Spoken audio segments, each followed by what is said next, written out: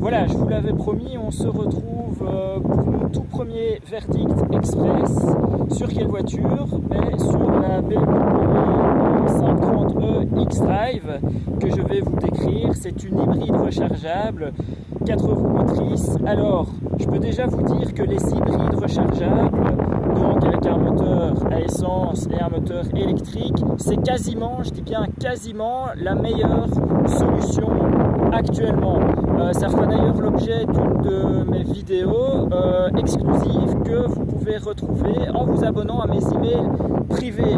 Le lien est en description, donc via mes emails privés, vous pouvez retrouver des offres exclusives, des astuces, les coulisses de mes vidéos. Je ne mets pas tout sur ma chaîne, sur mes vidéos publiques. Mais vous allez me dire, une hybride rechargeable, c'est très cher. Oui, je vous confirme, c'est assez cher. Pour les particuliers, c'est pas encore très accessible. Le modèle ici, X-Drive 4 roues motrices, est à 63 150 €. Mon modèle d'essai est à 94 000 €. Donc les allemandes et les options, vous savez comment ça va.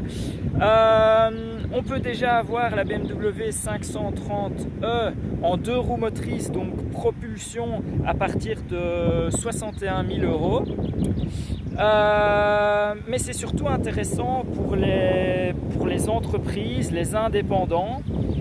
Pourquoi? Parce que c'est quasiment 100% déductible. La fiscalité et la taxation en Belgique, c'est un vrai casse-tête. Ça fera d'ailleurs l'objet d'une de mes autres vidéos, car le gouvernement belge, il a même décidé d'inventer le concept de faux hybride, tout un programme, je vous en parlerai. Auparavant, les électriques étaient, jusqu'à l'année passée, étaient déductibles jusqu'à 120%. En 2020, ce n'est plus le cas. Les hybrides rechargeables étaient déductibles jusqu'à 100%. Ici, ça a un petit peu changé. Je vais vous mettre la formule en description parce que c'est vraiment compliqué. Mais en gros, il faut prendre 120 moins, ouvrez la parenthèse, 0,5 fois 0,95 qui est le coefficient des moteurs essence. Ne me demandez pas pourquoi, c'est comme ça, fois les rejets de CO2 en grammes par kilomètre. Donc ici, elle rejette maximum 49 grammes par kilomètre. Donc la déductibilité de ce modèle est d'environ 96%. Voilà, c'est encore plus compliqué que ça, mais je vous en parlerai dans une autre vidéo. Je suis passé à l'intérieur de cette série 5 parce qu'à l'arrière on est vraiment bien installé, malgré le fait que les batteries soient situées en partie en dessous de mes fesses et dans le coffre. Ces batteries, on va en parler parce que c'est la principale mise à jour de cette série 5 hybride rechargeable. Elles sont passées de 9,2 à 11 kWh. Alors, c'est pas énorme. Pour vous donner un exemple que je connais bien chez Audi, la capacité de leur batterie est de 14,1 kWh. Mais le résultat est quasiment le même puisque sur le marché actuellement on peut faire plus de 40 km en full électrique. Ici j'ai réussi à en faire 44 sans autoroute, mais avec des routes rapides jusqu'à 90 km/h. J'ai pas eu le pied lourd, j'ai roulé vraiment peinard, donc 44 km. Donc le contrat est quasiment rempli et dans tous les cas, cette autonomie, elle se trouve dans la moyenne sur le marché actuellement. On est dans une BMW, je ne vous ai même pas encore parlé de la puissance. On a en fait un 2 litres biturbo essence de 184 chevaux qui est couplé donc à un moteur électrique qui développe l'équivalent de 113 chevaux. La puissance cumulée, elle est de 252 chevaux. Vous allez me dire oui, mais 184 plus 113, ça ne fait pas 252.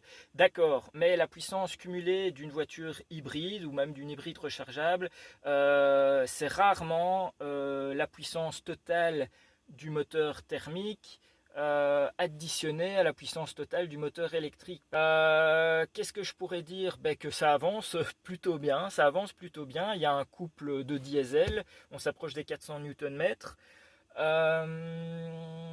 Avec l'amortissement adaptatif, dans les virages, c'est plutôt très efficace. J'ai été impressionné, ça passe assez vite.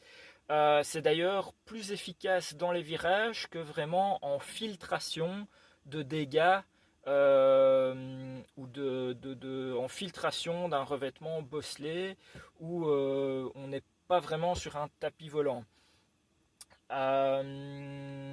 Encore un petit mot sur l'habitacle.